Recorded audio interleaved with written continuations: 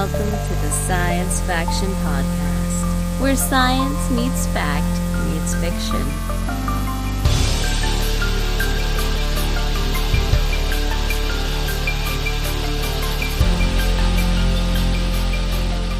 This is Science Faction for the week of March 8th, 2026. I'm one of your hosts, Steven Dominguez, and with me today, two guys, pretty sure the time change messed them up. Dude, yeah, for real. This is one of your hosts. What's your name? Benjamin Daniel Lawless. There it is. And this is your other host, Devon Kraft. There you go. Hi, guys. We're here. And the time change, my friends, I don't know what it is about this one, but it got me. It hit me real hard today. Dude, same. Like, I don't know why. It's just mental. Didn't we vote to not do this anymore? What? Didn't you hear? Voting doesn't matter anymore.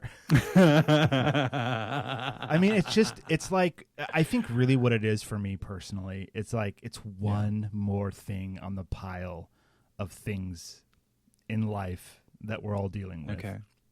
It's like, and this. It's like, it was like a straw breaks the camel's back moment where I'm just like, and this too? Really? Can we just not one thing? But no. That's just me. What was it so rough about it for you, Ben? I don't know, man. Like, okay, so I mean, it started off. I had my sangha this morning at 9 a.m. and I woke up. It was like 7:10. And I was like, oh, okay, I can sleep for another 10 minutes. And I opened my eyes again, and it was 8:40. I was like, oh no, what is going on? So any day where I start off and like I'm already late, you just can't catch up. Yeah, that's right. it. You're done. Yeah. But then just like I just feel like it's just did not have a lot of energy all day. Yep. Yeah.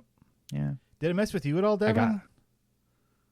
I mean, it did in kind of the normal way of just not really knowing what time of the day it is, and every time you check, you're like, really? It's already that late kind of thing? Yeah. Because I did get to sleep in, so that kind of helped, but that's because yesterday I got up really early. Not just because I couldn't sleep, so I got up at like 7, which is like when I would get up to take the kids to school on a Saturday. Well, which for me on a Saturday is crazy, but so I slept in a little bit today, which kind of helps. And we got home kind of late last night. We went to a hockey game in Shreveport, which is an hour and a half away in Louisiana. And we didn't get home till late. And so the kids were up late last night. And then when we got home, we had to put them to bed.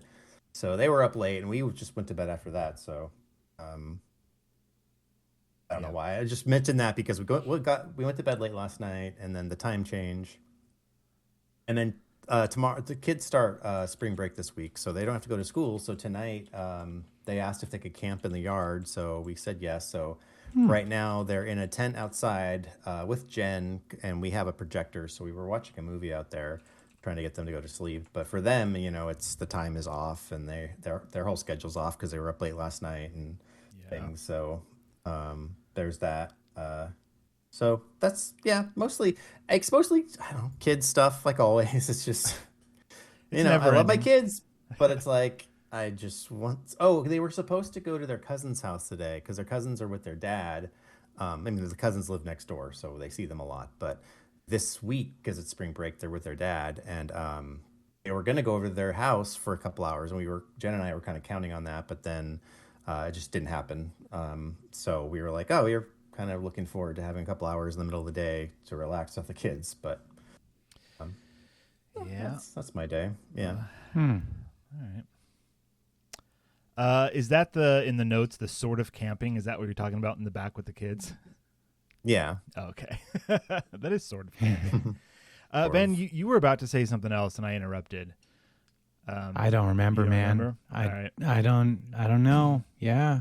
But I'm here, and that's great. Like, that's more than one of the ways that I thought this could go today. So, yeah.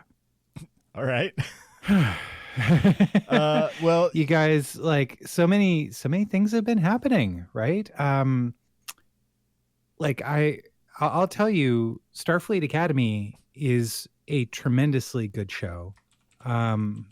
Where they just had the penultimate episode of the first season, and the places that the show has gone is truly spectacular. The villain of the first season, played by Paul Giamatti, is incredible in ways where episodes that he's not even in, like, is he still in them? the effects of his villainy are profound. And it's really, really something I haven't seen in Star Trek before. And yeah, I'm digging it. It's something new. It's fresh. It's exciting. And yeah, all the haters obviously aren't watching the show. Like, that's, the first 3 episodes are fine. They're necessary to set up kind of the ending arc of the show, of the season. But yeah, and they just finished wrapping up filming the second season finale. So yeah, so definitely getting a season 2. Yes. Yeah. So When are they going to air? Like, how long are they going to wait to air the second season if it's already? They have not announced that yet. And given the most recent, like, merger after merger that Paramount's been going through, uncertain. But, it's nice to know that we have 2 more seasons of Strange New Worlds and 1 more season of Starfleet Academy in the can, ready to go, whenever they choose to release it. So, yeah. Right on, man. Yeah, basically, I mean, Devon, the bad guy, finds a way to weaponize the Omega particle. Oh, cool. If that excites anybody, like, yeah, that and like, it's not. What's played. the Omega particle? I gotta know now. What is Devon, it? you want to fill us in? Fill the normie in? It's a very dangerous particle. It's basically, I guess, I don't know if they talk about where it is on the table of elements, but it's basically just an atom, but it contains so much energy it could be used to destroy basically like a parsec of space. And it's so dangerous that whenever it's detected, Starfleet captains have a directive to just, their only mission is to destroy it before anyone can utilize it.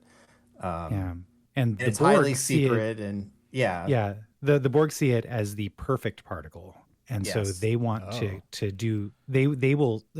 Borg have sacrificed millions of their own in the pursuit of capturing it to harness its energy.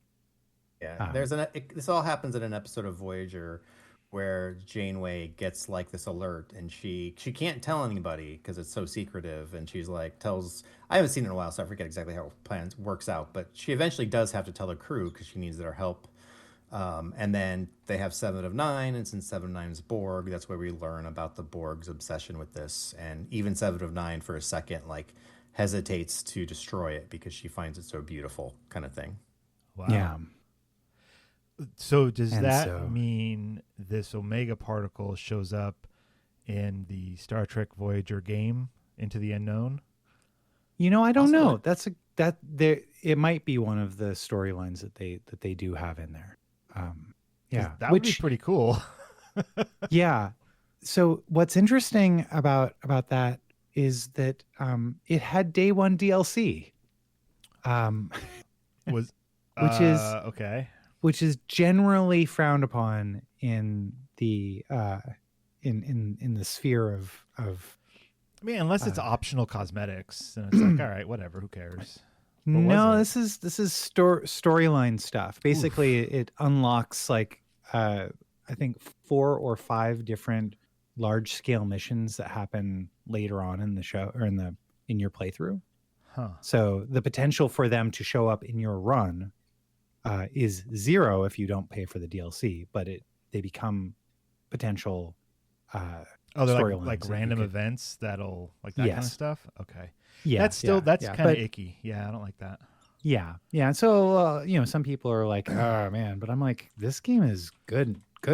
It's good enough, man. Like it's fine. And so I'll probably play through it once and get to the end of my first run through before I decide to pony up for the DLC. But it seems like a pretty good. Everybody that's gotten the DLC is like, this should have been included, but is worth it.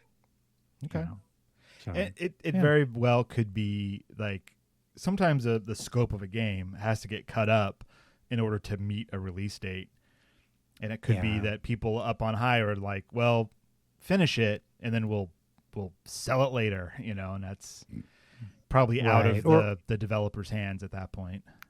Yeah, or there could have been a disagreement about what the proper price should be between the developer and the publisher, and this was how they compromised. Base game cheaper, but we're gonna throw like the second half of the game as an additional cost to recoup. Something like that. Business. Who knows? People doing business stuff. Business is booming. No. Explosions. Yeah. Sorry to bring it down, y'all. Yeah, business is explosions. Yesterday we had you guys over for dinner. Yeah, that was so nice. Yeah, Stephen, thank you and your wife for inviting us over. You're very welcome. I don't know where Devon was, but I mean, we invited him, but he was like, I'm camping outside and watching Arco, and then I'm going to lie about it later. And I'm like, all right, fine, man. No. Shots fired across the bow there. So many shots. Damn. Yeah, but we... Shots. I wish that was the kind of night we had at this point. I talked about and recommended a book to you, which is... Yeah. So this is really kind of strange. Well, wait, what were you going to say, Ben?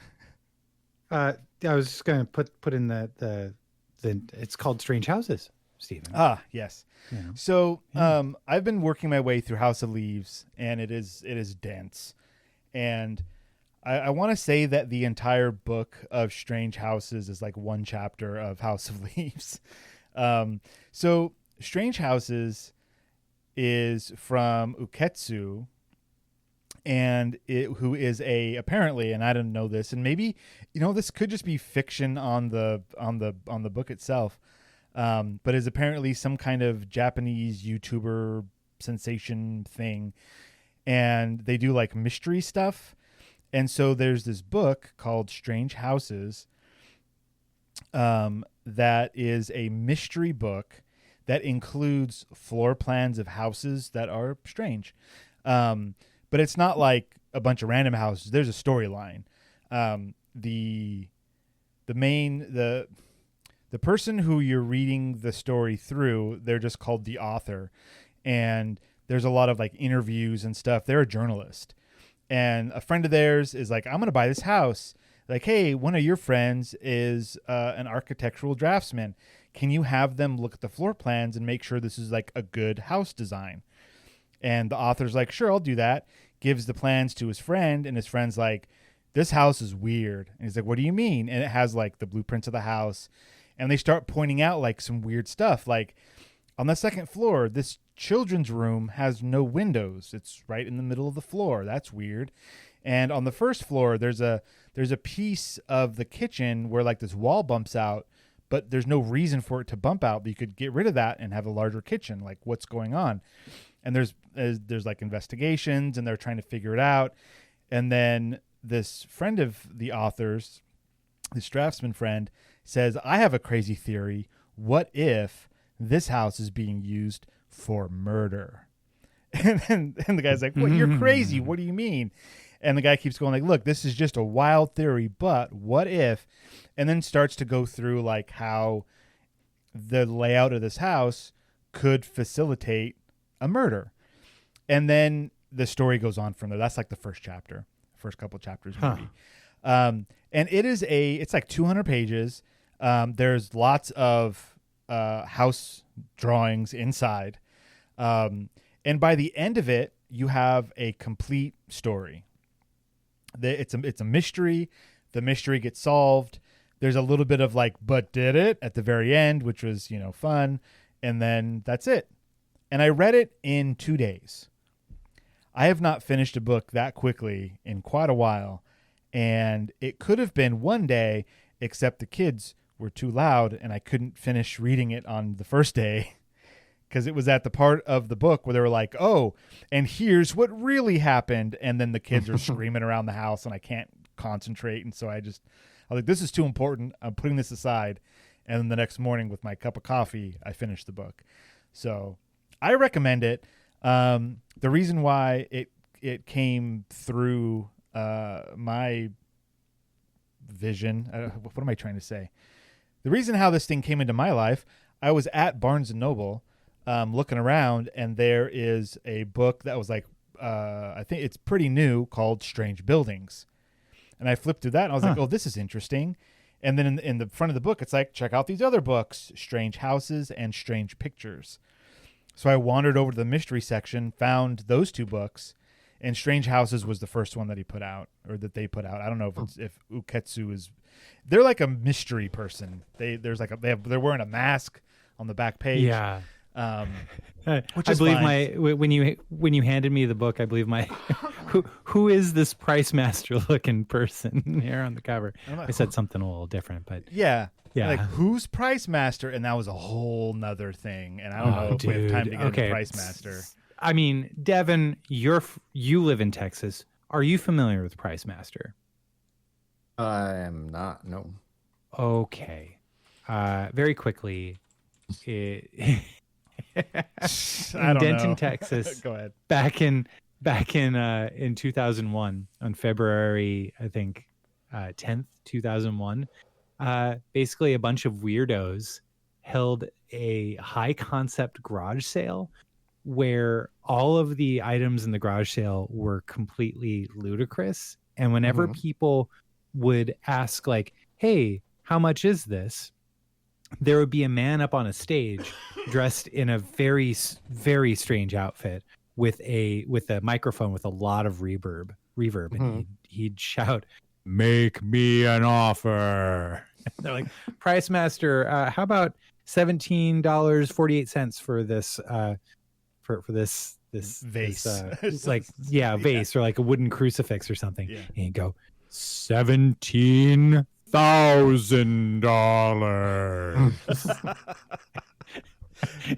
And they're like, are you serious? Like, is this that's what you're selling this for? Is this really for sale? Everything is for sale.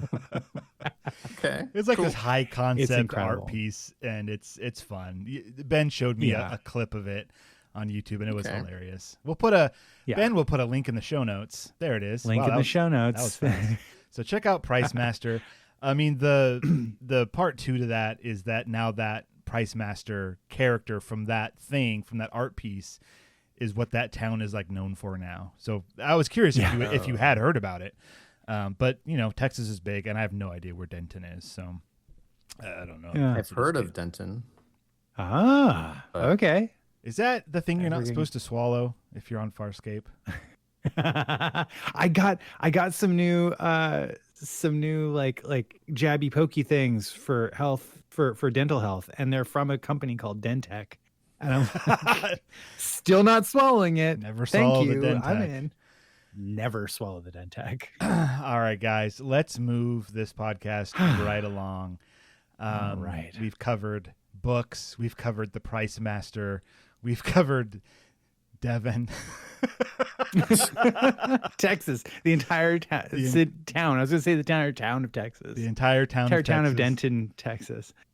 Yeah. Well, I didn't even get to talk about the thing I was actually excited about, which is I got a new guitar amp. Do that. Let's talk about that. It's really not that important. Because you bought that's right. a new guitar that's like the Avenged Sevenfold Spirit of Avenged Sevenfold guitar.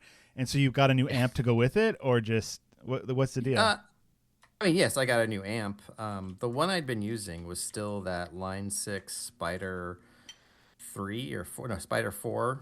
Yeah. I remember that thing. Yeah, which I think you have one, right? Or do you still have it? I still have the Spider. It's in the garage covered in dust, but it's there. It's ready to rock. Yeah, so I got a Fender Mustang GTX 100. That's a car, sir. I know it does sound exactly like a car. See, Fender Mustang GTX Yeah, 100. Yeah. 100. Oh, excuse me. Well, the 100 is the watts. There's the same model, but like 50 and I think 25. Oh, okay. It does a lot of what the Line 6 amp does, which it has all the digital settings. It has amp modeling, so you can go into the menu on the amp. It has a screen on top. It's got dials and all this stuff, which was there's a bunch of presets, but you can go in. You can change like the amp, the cabinet, the effects. You can change the signal path, so you can change like where the effects are in the path, because if you have like a pedal board, it matters if you put the distortion before the delay or whatever. Yeah. So you can change all that, and you can go into each effect, and it's just like the actual pedal, or the pedal with all the dials, so you can adjust those as if you had a real one. So it's like basically a simulated like all the amps and all the pedals you would want. So it's pretty cool. It's nice just to have an upgrade like that. The Line 6, if you go online and look at reviews for the Line 6, which I'm fine with, like it didn't have a lot of settings I liked, but they had one distortion setting I liked, and that's what I used the most, so I was fine with that. But if you go online and look for reviews of that amp, it like is panned. It's like considered one of the worst amps ever.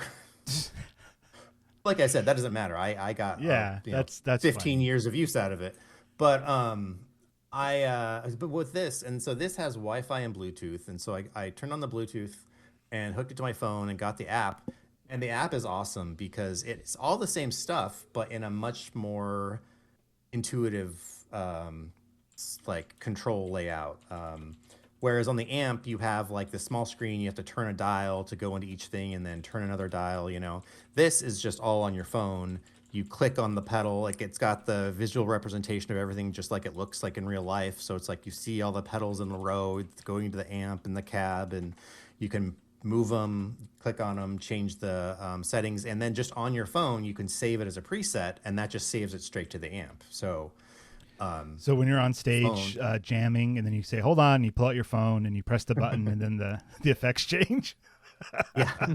Well, no, it has a foot pedal too. So it's got a foot pedal with 5 buttons. So awesome. That wasn't like a separate thing you had to buy, or did it? Or did you have to buy it separate?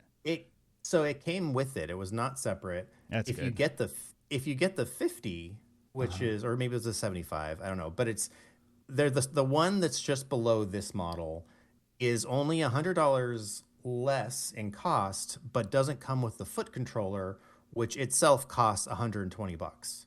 So I'm not sure why you would buy the smaller one unless you didn't have room for it. It's not that big. It's the one I have is really just about the size of the Line 6 amp. So it's not like a huge, if people who don't play guitar might be listening, it's not like a huge like half stack where you've got like this 4 speaker cab with a head on it. This is still just one 12-inch speaker built into a box with all the digital stuff on top. So this is something I'm guessing it has a big handle on top. You could just carry it around with you. Yeah, like totally. It's that size, like a giant suitcase kind of. Yeah. It's great for practicing. It's big enough to where if you did do gigs, I mean, you'd have to mic the amp, but it's definitely big enough to get enough like power and tone to do that. So I mean, I've seen reviews of people saying they actually do gigs with it, but not that I'm planning on doing that anytime soon. How much did you pay for it?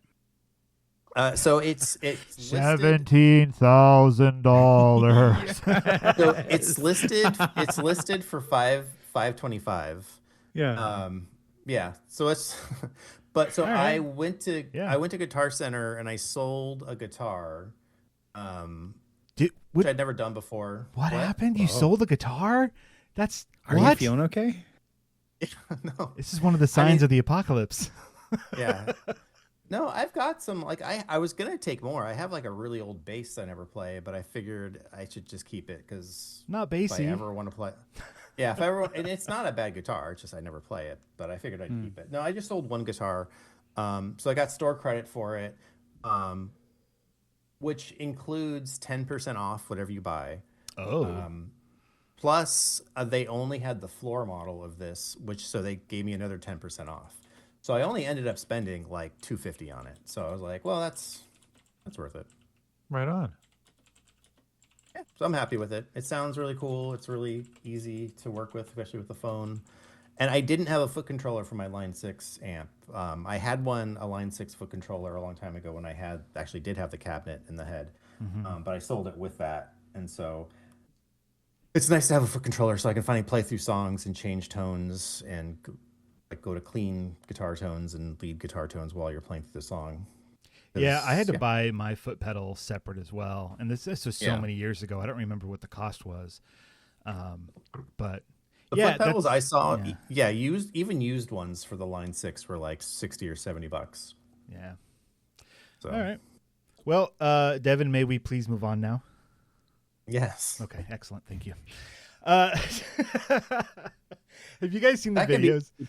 That could be my future now. So, no, it definitely was not. by which I mean I'll repeat all of that when it's my turn. You know what? That's fine. I'll just copy paste the audio. No one will notice. Have you guys seen the videos, and on social media where it's like a couple is out eating with someone's parents, and one of the couple, like before they start eating, like say like, may I please eat my food? Or like, am I eating too, like, as if the other one is super controlling and they're not, and it's hilarious. Have you seen any? Does this sound familiar at all? No. No. Oh. Well, never mind then. Let's move on. Your internet is a strange and wonderful place. My algorithm is very tailored to my sense of humor most of the time. All right. Well, I was attempting to make the joke that I was asking Devon for permission to move on to the next section, but we all know that I'm the top. Okay, future or now? Now. Ben, tell us about something good. Okay, my friends. I just watched a new film that just came out. It's an animated film. It's called Arco. And this film is it was made. It's a French animated film. So not anime, not American. It is. I watched it dubbed though in English. And in fact, the dub that I watched had Natalie Portman, Mark Ruffalo, what's one of the guys from Lonely Island? Samberg, Andy Samberg. Andy Samberg. It had Will Ferrell. It had Flea from Red Hot Chili Peppers. No, Flea from Back to the Future. From Back to the Future. Parts 2 and one 3. and the same. That Flea. And it is really worth your time. It's an incredible family-friendly science fiction time travel story. See, right when you were talking to me about it and you said those words, I locked in. And then you said another word later that confirmed it, but we'll get there. Go ahead. Oh, gotcha. Okay. So the basic gist of the story is that Arco, he's a kid that lives in the far off future, and he lives on these like tree houses and he can talk to birds, and like it's this beautiful like utopia that living above the clouds.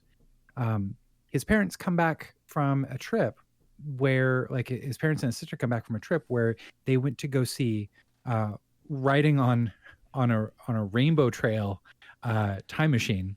They went to go see dinosaurs. And he wants to go see dinosaurs. Who doesn't want to go see dinosaurs? Come on. But they're like, no, I'm sorry, Arco, you're too young. Like time travel is only for kids or for people 12 and up. Like, and you're 10. So just wait. We'll take you to see dinosaurs in the future at some point. Well, middle of the night, he grabs one of their rainbow cloaks and a little jewel that allows him to time travel, and he jumps off of one of the platforms trying to time travel, and he does, but he doesn't make it all the way to the time of the dinosaurs. Instead, he lands in the year 2075 in the midst of a like an America where everyone is bombarded semi-regularly with tremendously intense storms that the cities and towns just kind of put little protective bubbles around them in order to and go about their business while these crazy firestorms are happening outside. Oh, firestorms. And yeah, there's Okay. firestorms. There's also other storms. There's a lot of different storm Climate activity change happening. is not real. Climate change Not has definitely hit this world, and and so he gets found by a kid whose parents they work in the city, and so they leave their kids, their like infant son and 10-year-old daughter, like under the care of a robot who, and this is interesting, the robot's named Mickey, and the parents are played by Natalie Portman and Mark Ruffalo. Mickey, the robot, sounds a little bit weird, as if two people are talking at the same time with the same lines, and it's actually Natalie Portman and Mark Ruffalo performing the lines of Mickey the robot, the nanny robot, which totally makes a lot of sense, because like if I were going to make a nanny robot that's supposed to make my kids feel safe, I would program it with both, I mean, mom and dad's voice. That sounds really, really cool, but also kind of like a monster. So kind of, yes. yeah. But like this entire idea though, is that like as soon as Arco wakes up, he realized, like he's talking with her, and there's a lot of like discovery of the world, like how it is here in 2075 and how it is, in several hundred years past that, and how they interact. And she, the little girl's like, don't you have a nanny robot? And he's like, we don't have robots. Can't you talk to birds? And they're like, no. Like that conversation would not raise questions in any schoolyard. If a couple kids were like, don't you have a nanny robot? No. Can't you talk to birds? Like, that's just how kids talk to each other. Yeah. That's pretty amazing. much. Yeah. 6, 7 all over. Oh, and I got to bleep that now. Great. Yeah. Cause all the kids are just gonna be like shaking like crazy and just, throwing their hands up. Yeah. This is a film where it's like the best of family films. It has something for everybody, but it also like it is a deeply emotional and wonderful film that it's You recommend it? Really good. I super recommend it, and you said family. Is this like rated G or PG? Like what's the rating on it? I think it's PG. Okay. When I looked, it was like, ages 8 and up was sort of the basic idea. It has a lot of like visual DNA from Miyazaki films, really. Okay. But it's by Ugo Bienvenu. And I'd say like anytime I find out that there's another film that he's done, I'm going to be watching it, because this film was so good. And something very imaginative and unlike anything else I'd ever seen. I was captivated. Okay, one last question. If someone just heard you talk about that and were like, I'm going to watch this, how? Right now, I think it's in the theaters, but you can also rent or buy it, if you search for it. Arco, ARCO. Looks like the Apple TV has got it. I think Amazon had it, so you can find it if you're connected to streaming services, if you would like to pay for it. Yeah, I think Vudu has it too. You Remind Me of a Man. What? The Man with Power. What? The power of the voodoo. Okay. All right, let's move that. Is that anything else on Arco? Are you done with Arco? No, that's pretty much it. That's all. Yeah. Excellent. Give it a shot. It's so good. And it's really pretty, like a really, really pretty film. Is it something like my kids will get interested in quickly? Not that they have to. I mean, they've watched other movies, but it's just easier, if there's something to grab their attention right away. I mean, I know it's animated, and that helps. Yeah. Like a good hook? Does it start with a good hook? So, I mean, it's... I think that probably they say 8 because it's a little bit of a slow burn. It's not like like K-pop Demon Hunters, where it's Mhm. just Which they finally imaginative. watched. Yeah. Oh, Yeah. did you like it? They watched it. I didn't watch it. Oh, okay. Sorry. I Did was they just like doing it? it was on. I saw clips like parts of it, but I was doing stuff, so I didn't like sit down and watch it. They seemed to like it. Actually, my younger one Okay, seemed to like it more. neat. Okay, yeah. So like that sort of, film is like hyper, just tons of stuff going on all the time. It's really exciting. This isn't a very like it isn't a tremendously exciting film, but it's a cozy film, I think is probably a better way to put it. Like if Okay. Devin, have you like seen a Miyazaki film? No, I haven't. Okay, so Oh. he doesn't know the comparison you're making then. Is that like Okay. the Hidden Castle? yeah, Crouching Howl's Moving Castle and Yeah. Yeah. Ponyo. The kids liked Ponyo. Right. The Yeah. Secret of Arrietty. The Secret Life of Um, Arrietty. I don't remember. My full Neighbor title. Totoro We haven't seen is that another one. great one of his. Oh, They- that one's really good. The one who's she's a Kiki's Delivery Service. Yeah, Kids really that's a like good that one too. Yeah, What's interesting about those movies, Devin, is that the pacing of them is unlike American movies, like 1,000%.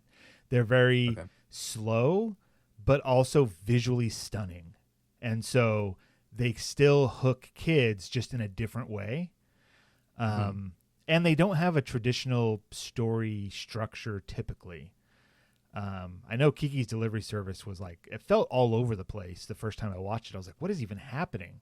But it's just a different storytelling mechanic, and the kids seem to hook into that when they were younger. I don't know if they still would if they watched them fresh now, but when they were younger, it really did.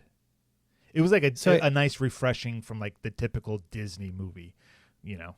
yeah. And I know I mentioned it's a French animated studio that worked on it, independent.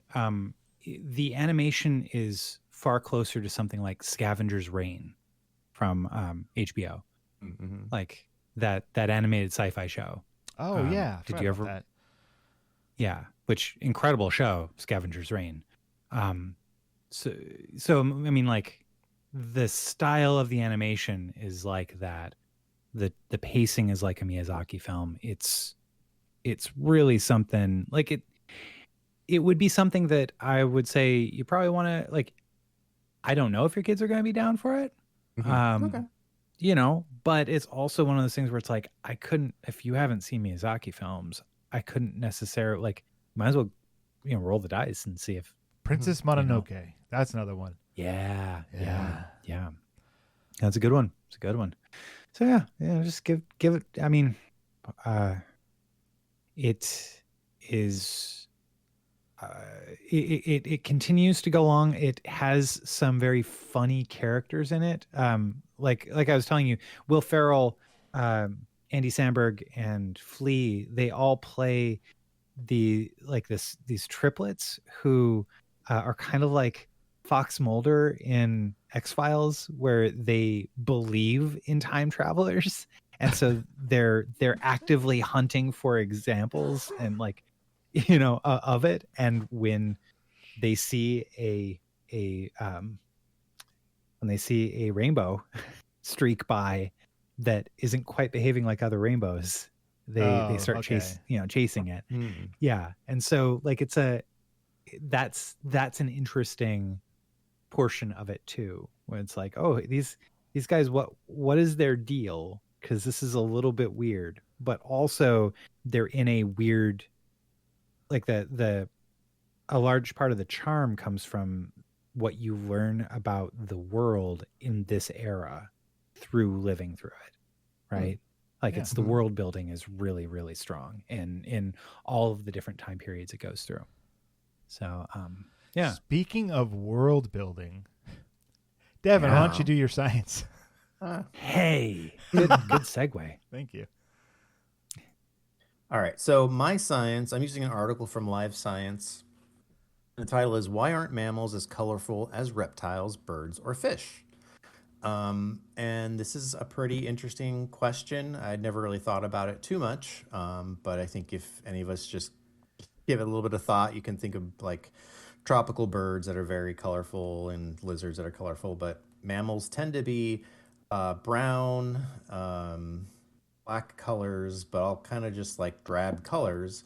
And so They this goes obviously in, haven't seen K-pop Demon Hunters. yeah. I'm sure that makes sense. But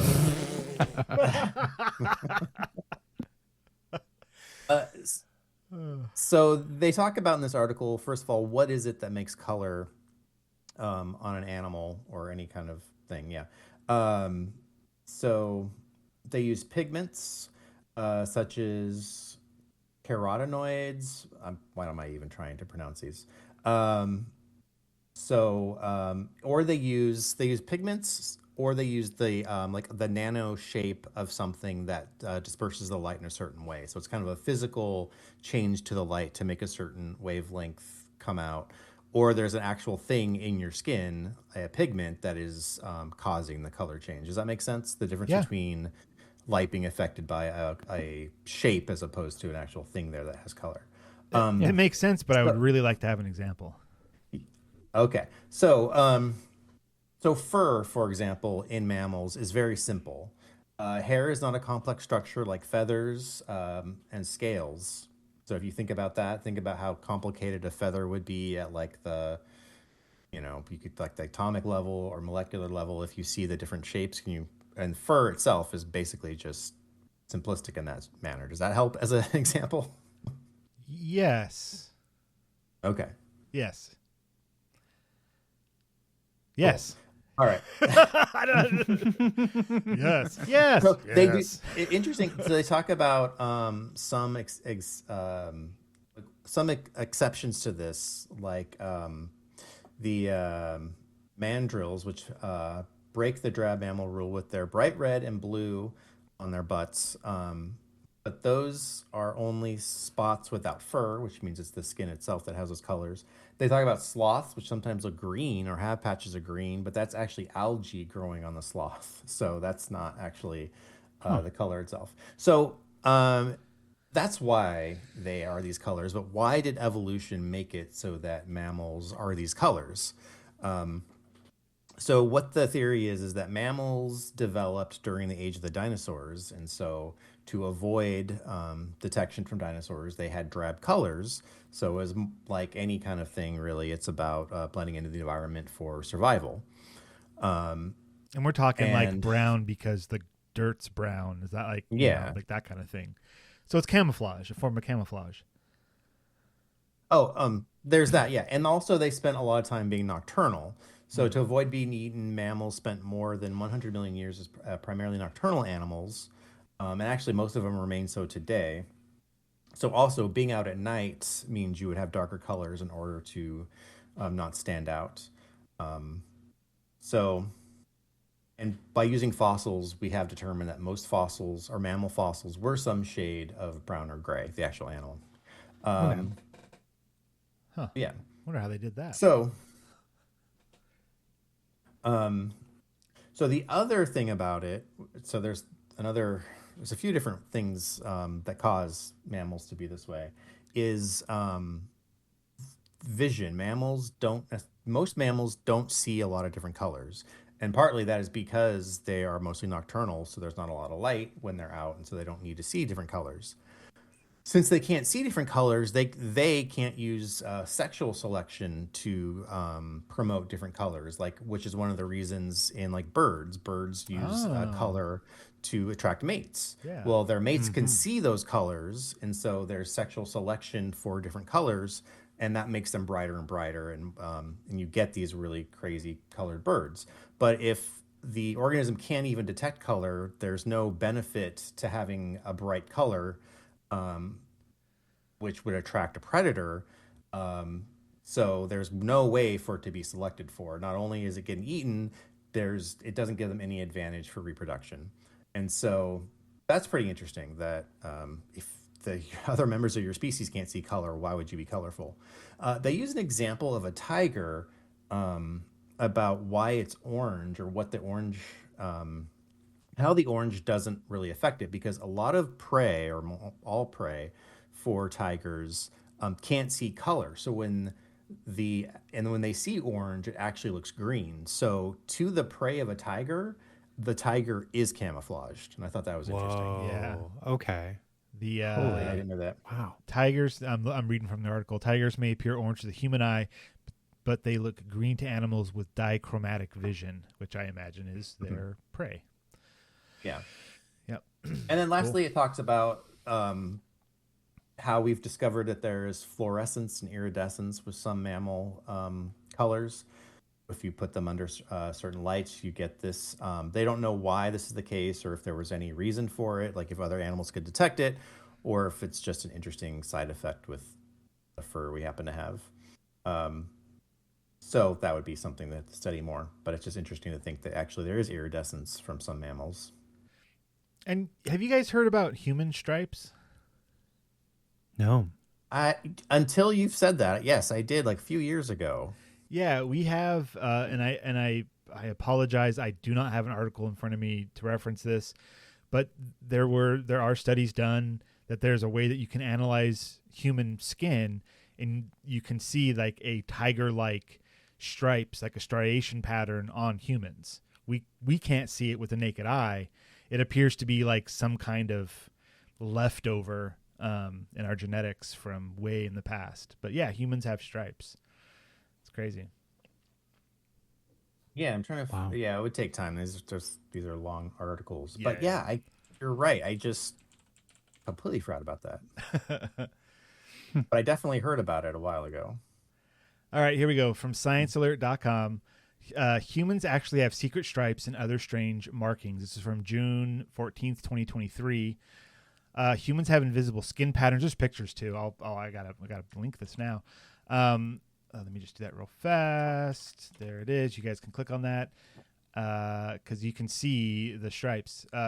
Humans have invisible skin patterns due to a quirk in how our enveloping layer forms. While we all can't see our own version of hypnotizing tiger stripes or cute cow splotches, it doesn't mean they're not there. Contrary to some internet... Okay, maybe this wasn't the best article. Let's see. Blast. That's the same article. That's the same article I found when I said it's too long to figure out right now. Yeah, and now I'm scrolling down. Like, yeah, there's a link in the show notes if a listener wants to learn more about how humans have stripes. You can use this article to really figure it out. It's quite interesting.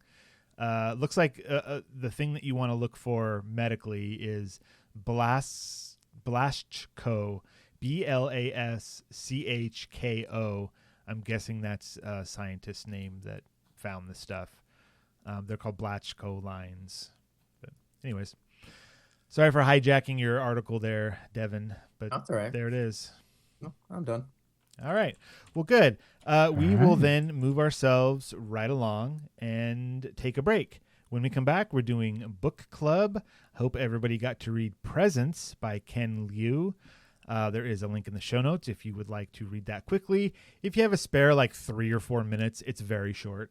But yeah, so we will be right back. You ever notice how everyone in sci-fi movies has a secret society they belong to? The Jedi, the Bene Gesserit, the Illuminati, or whatever? Well, guess what? So do we.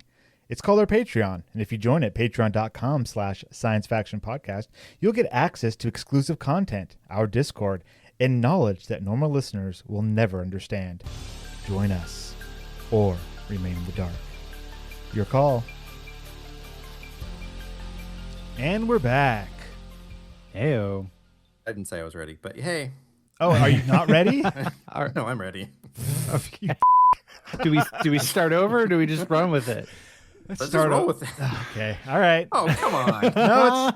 No, it's fine. And a big thank you to our patrons, Renee and Josh. You guys, They know you guys what's are up. awesome. You deal with our nonsense. So next week we're going to read a story by Angela Liu called "What We Mean When We Talk About the Hole in the Bathroom." It's out of Uncanny Magazine. Is any relation to Ken Liu of this week's? Who's?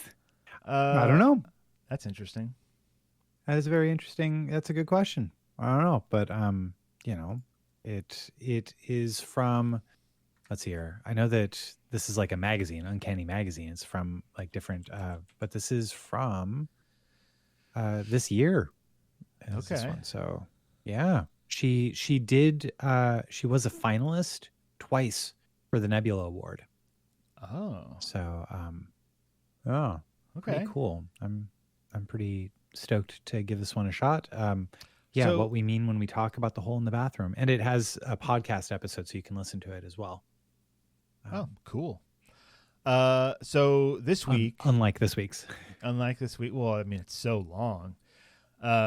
This week's is Presents by Ken Liu, and I looked him up on Wikipedia, and it's showing that their spouse's name is Lisa, and so I don't think that's the same. There's a connection there, spouse-wise. Yeah, doubt it. So, Yeah.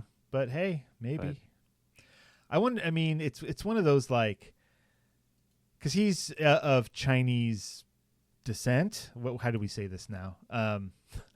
And Yeah. they have some last names, like how we have some last names that are very common, like a Smith, right? You wouldn't just assume two people with the last name Smith are married or even connected in any way. So maybe it's that. I Unless thought they're- there was just one big Smith family. I've been treating them all like they were related. I'd be like, oh well, you know so and so. You know Kevin. He's your brother, right? Yeah. You know Will. Oh boy. All right. So this week's Presents by Ken Liu. Ken Yeah. Smith. I'm just going to call him Ken Smith now. No, that's not right. How dare you? It's just I don't know how to pronounce that last name properly because it's not Liu. I mean, that's It's what you Liu. say. Hey, Steven, I have a job for you at Ellis Island. Oh gosh. You're a Smith. You're a Smith. Yeah. You're a Kraft. I'm sure there's some crafts that went through there. So this go ahead. story Yes. is interesting, Save us. isn't it? Because the basic gist of it is it's about a it's a second it's in the second person view, right? So like the story is being told and it calls you out as you, right? Mhm. You imagine the breeze coming through the open window. Yeah. Now the story is about a person that's visiting their mom in an old folks home, but they are on the other side of an ocean from them, and they're in a telepresence sort of sense where they have they're like on an iPad or some kind of robotic. It says body with- talking to a head floating in a TV screen perched on top of a squat robot. Yeah. And the mother is dying at the end of her life, and you have never gone to visit them, and but here you are. She's also in like a post-stroke kind of state where she's not really responsive. So it's also not not a lot of communicating you can do. Right. There's the changing of the diapers. You are encouraged to clip her toenails through the telepresence machine, and sit with her. And you're there night after night until, one day the nurse will tell you she went to sleep last night and did not wake up. Mhm. And then after that, your daughter comes to you in person and says, my nails are too long. And you now know how to clip other people's nails now. You start And pressing you're- buttons on a computer screen because they say that the robot knows how to do it. You just kind of tell it to do it and it does it. 'Cause otherwise Right, it'd be too difficult to actually do that. But I think it's funny but- that he then cut her toenails. It's like, you don't actually know how to do that. But it's showing growth. Yeah. Right. It's Well, I showing that know, he's.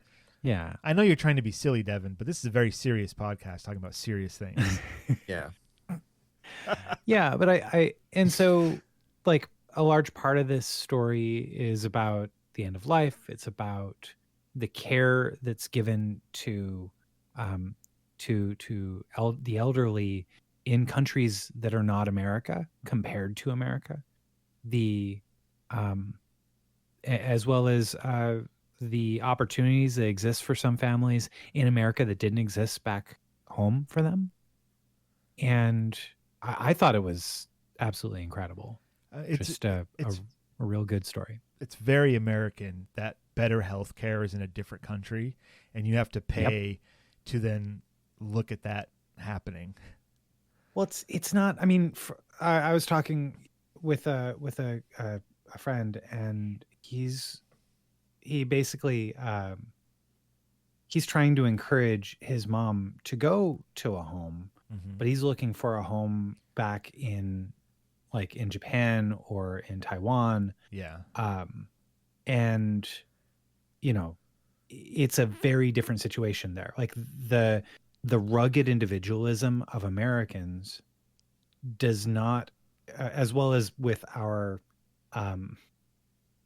unwillingness to accept our mortality as a culture necessarily, means that we don't care for our elderly the way they do in other cultures. Yeah. 100%. Right. And this story fully encapsulates that too. It was also in Strange Houses, the book that I was talking about earlier, because it is a Japanese book. There comes a point where a family's talking about their family home, and it was like, oh, this is the kitchen, here's the bathing area, and then these are the 4 rooms that the grandparents, the parents, the daughter, and the kid, how they all just are living in the house together, and that's completely and utterly normal. You live with your family, and your family isn't just your tiny, 2 parents, 2 children, picket fence family. No, it's uncles and aunts and grandparents and whoever needs a home. This is your home. All of us together is home. Yeah. And that's you're part different. of the continuum, the continuum of your bloodline that has no beginning and no end, And I think that's what we're missing a lot of in our country for sure, is our sense of family community. So does that mean you're going to visit your parents more? Nope. No, I think you actually do visit your parents often, from what I can tell. So I mean, we see each other typically a couple times a month, but we live almost an hour away from each other. If we were living in the same city, or the same town, it would be years before you saw each other. Years. No, it would be multiple times a week. Well, I'm it's sure. funny that you think of them of being far away, because for me, to see my mom is like a plane ride. Yeah. Well, yeah. How often do you get to see your mom, Devon? I mean, when I see her at least once a year, we'll go visit them around Christmas sometimes, and then my mom actually will sometimes make a trip here. She's been here maybe 2 or 3 times. Yeah. Okay. More than me. Oh, yeah. Yeah, it's been nice when she comes and visits, our area, and you come visit too, and we all get to hang out. Yeah, I see her 4 or 5 times a year down in No. We're always hanging out. Yeah, Devin, say hi to your mom for me. I got this real Biff thing going on right now. I mean, Steven, say hi to Devon's mom for me. So, yeah. Oh, this was a good story. Let's bring it back. I did like the sci-fi elements being very matter of fact. This is just a technology that is used and trusted, and it's fine. And it's also talked about in a realistic manner, in the sense that this robot is time shared with the relatives of the other patients in the room. And so he never gets to meet them because they're always sharing the same robot, but yet he gets to know the other patients in the room because his mother's pretty much non-responsive, and he still converses with them and everything. And it felt, with this crazy piece of technology in the middle of it, still felt very real. It's not a crazy piece of technology, really. A robot that you can telepresence into to take care of a sick person. There was a few projects, especially during the pandemic, that allow you to do this.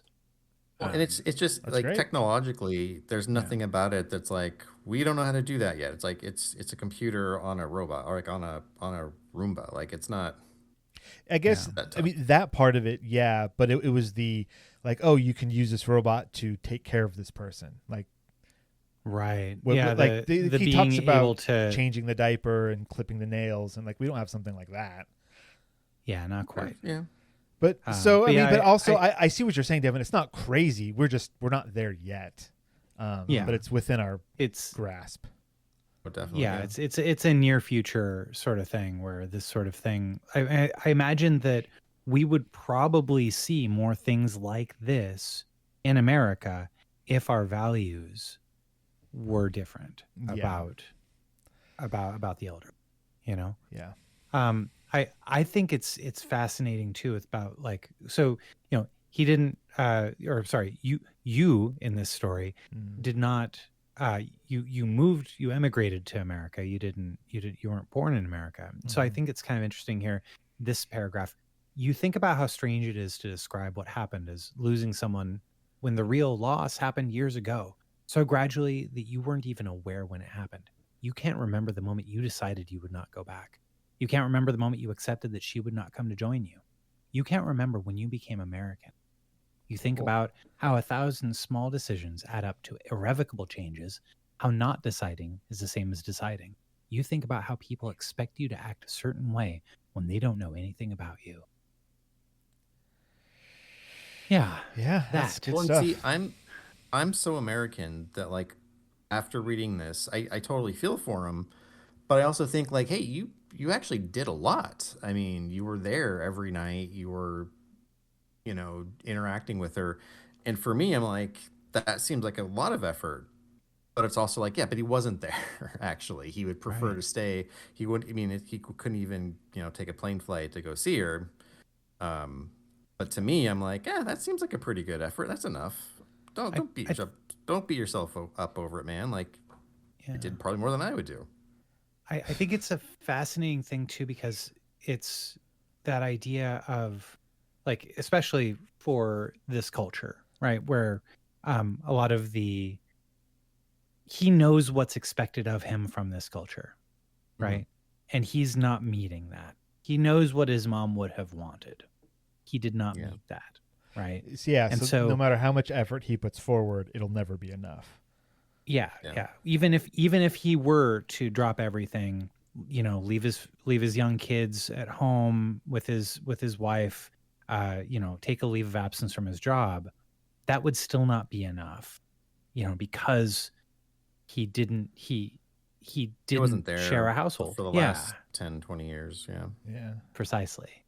So, like Steven said, there's nothing that would be enough for him culturally in this. Well, then in that case, is the American version more mentally or more healthy mentally? Well, I think that like right at the end, you think about absolution that will never come because the judge is yourself. Right? Like Any artist will feel that. Yeah. Like our art is never what we want it to. No matter how good it is, you're like, it could be a little bit better. This isn't quite what I wanted. Well, I don't know. You could become a poet and then not care about the quality of your art. Well, when no one's reading it, who cares? Does it really matter? Right? Who cares? Yeah. If nobody Yeah, reads a poem in the woods, does a poem even matter? No, I do have, as we were discussing before, self-respect. Oh, that's right. With my work. Self-respect. Yes. But no, I think, I guess what would the American version of this be? Bury me with my guns would be probably it, I don't understand by the American version of this. Well, This is we've very been bashing American. on. Okay. Yeah, I'm just saying we've been bashing on the American version, like, oh, I wish we had this here, which is probably a good idea, having more sense of family and caring about each other. I agree. But I'm just saying, though, if it was his culture that made him feel so guilty about not being there for his mom, if the idea is that our culture wouldn't care as much, then is maybe we're better because maybe we should move on easier. But I really just said it's that values. because it was I don't actually think that, but Yeah. I think, and I don't think it's that clear cut. I think we're simplifying. There are certainly plenty of people in the United States who care a lot when their loved ones, even parents are in need. So to say we're all just gonna like not care is simplistic. But like there's also, at one point he does mention that like he knows that his mom wanted him to pursue the opportunities, whereas while she may not have wanted how this all happened and turned out, what he chose, she would have said, yeah, do that, pursue the opportunity, have a better life than I do, Yeah, but that never works because the judge is yourself, not the other person. Right. Yeah. So it's what an incredible and heartfelt story. It's really good.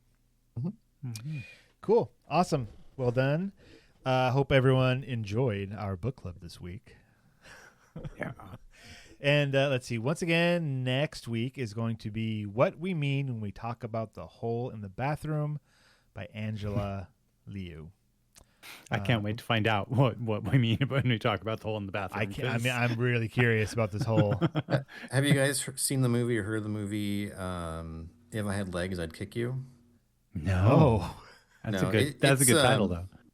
Yeah, it's on HBO right now. I think it was a theatrical release, but it's just one of those movies that's like a character study of a mom who's going through like extremely stressful time in her life, and so it's actually very nerve-wracking to watch. Like they do like things like where it's like almost always just a close-up on her face. But anyway, one of the events that happens is in their apartment, the ceiling falls down, and so there's a hole in the ceiling, and then throughout the movie, that's like a symbol for her madness. Like they even like show the hole and like the whatever on stars and So just when you say hole in the bathroom, that's what it makes me think of, like someone like just losing it over having such a stressful life. Wow. All right. It was a good movie, though. I mean, actually, as a not something to necessarily be entertained by or enjoy, at least not in like a relaxing kind of way. But if you're like into movies and like just want like an interesting human story, it's totally worth watching. What was the title again? I came. If I Had Legs, I'd Kick You. Okay. I came across this interesting subreddit, or it was a Reddit post that was just like, what's one movie that you think is a 10 out of 10, but wouldn't necessarily recommend to other people? Okay. Good question. And yeah. And so like one of the answers I thought was really good. So I mean like, one of the answers I thought was really good was What Dreams May Come, that Robin Williams film. I remember that. Right? Yeah, that movie wrecked me, man, when I saw it. And but Requiem for a Dream was also mentioned on there quite a bit. Yeah, that was rough.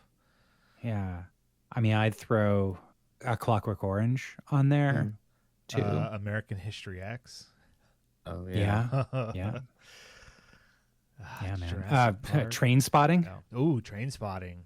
That's Trainspotting would be one. I mean, there's a through line in all of these, and that it's like very well done movies about a very horrific subject. Yeah. Which, to watch it is quite an experience, but sometimes it's so horrific we wouldn't recommend it, but it's a good movie. Yeah, I get it. Yeah. Yeah. Indeed. Which well, with that, okay, yeah. Devon, you have any last words? Last words. Bury me with my guns on. Bury me with my guns on. Ben, do you have anything to say to us?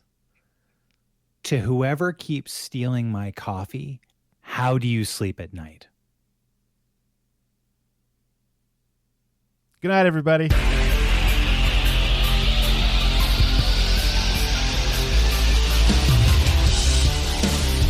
This has been the Science Faction Podcast. tweet to the host at SciFact Podcast. Email them at sciencefactionpodcast@gmail.com and visit sciencefactionpodcast.com for more episodes.